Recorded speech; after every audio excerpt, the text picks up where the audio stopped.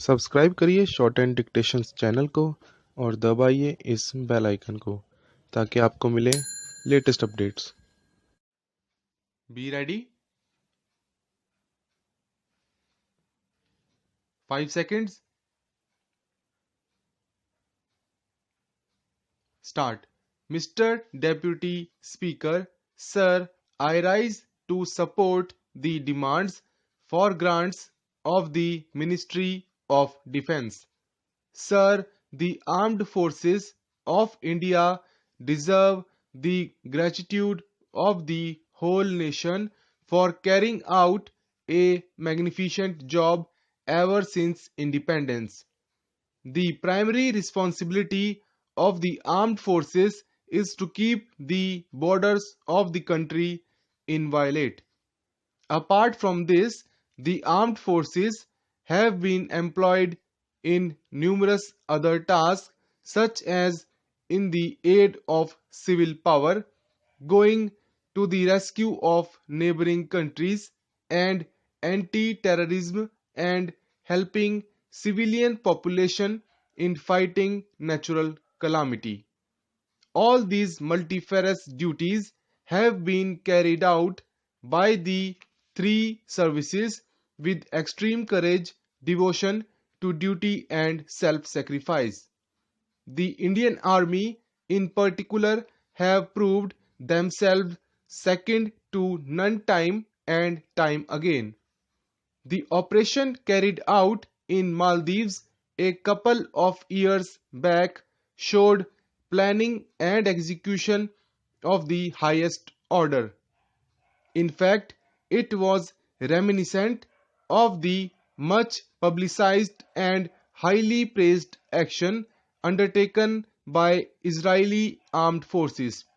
In the recent operations of the IPKF in Sri Lanka, the officers and Jawans not only showed exemplary bravery and courage but tackled a difficult situation in a most tactful manner. It will not be out of place to mention that the tendency to use the armed forces too frequently in aid of civil power should be strictly checked. At present, our armed forces are totally political, but too much involvement in anti-terrorist activities and in the aid of civil power will tend to politicize the army, and its main task of defending the integrity of the country will suffer adversely. I am sure the Prime Minister and the Defence Minister will agree that the task of maintaining law and order should be carried out either by the local police or by the paramilitary forces. The army should only be called out as a last resort, and that too, as far as possible, only for carrying out flag marches as a show of strength to restore confidence and morale of the civilian population. As a rule, the army should never get entangled in street fighting against our own citizens, as has happened in the past sometimes. Sir, the scenario of power balance in the world is undergoing a rapid transformation. With the reduction of armaments both in the Western and Eastern blocs, the arms race between the superpowers appears to have come to an end. The major military pacts like the NATO and Warsaw have been rendered redundant. There is no gainsaying that the fact Pandit Jawaharlal Nehru was the founder of non-alignment movement, and that India's policy of non-alignment stands fully vindicated. However, new alignments are bound to take place. The multinational giants manufacturing armaments will create lobbies and use pressures to find new markets for their lethal merchandise. India will have to remain doubly alert to ensure that the power balance in Southeast Asia does not shift to our detriment.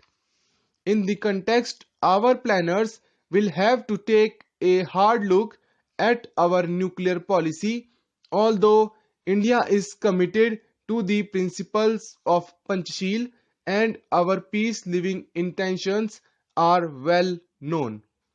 Still, we must have adequate deterrent to safeguard peace in Southeast Asia. It is now almost confirmed that Pakistan has developed a nuclear capability, although they still lack a delivery system. But this is a matter of grave concern. In these circumstances, I am of the considered opinion that we should go in for a nuclear option. India is now a mature democracy and our leaders should be able to conceive the world opinion that the possession of a nuclear deterrent by India will be the surest way of ensuring lasting peace in the region. I will now take a few other points. The first one is about the situation in Jammu and Kashmir and Punjab. Successive governments have been trying to tackle this situation, but I am sorry to say with a little success. The crux of the problem lies in the training camps for these terrorists established in Pakistan. Unless we can dismantle those training camps, this problem will remain. I have some experience in the army and in intelligence services in the army, and I think the old adage that attack is the best means of defense still holds good. I would say the best way for India to stop Pakistan from training these terrorists and sending them into India is to start training Afghans, Pukhtuns and Mujahideens of Karachi and infiltrate them there so that Pakistan realizes what is to create trouble in another country. I would like to say a few words about allocation of funds. R&D is the most important activity as far as armed forces are concerned, and I think it is imperative for us to indigenize the production of heavy armaments, combat aircraft, and fighting ships for our navy. We have been hearing of the main battle tanks and the light combat aircraft for the last 15 years. My next point is that the percentage of defense expenditure as compared to the total expenditure has been steadily going down since 2007, while that of Pakistan has been steadily going up, and the size and armaments of Pakistan Army, Navy and Air Force have almost doubled in the last 2 or 3 years. I agree that our financial position, as has been brought out by the finance minister and the prime minister, is not very happy. But we can afford to be lax in the allotment for the security of our country when our neighbors China and Pakistan are building up very rapidly.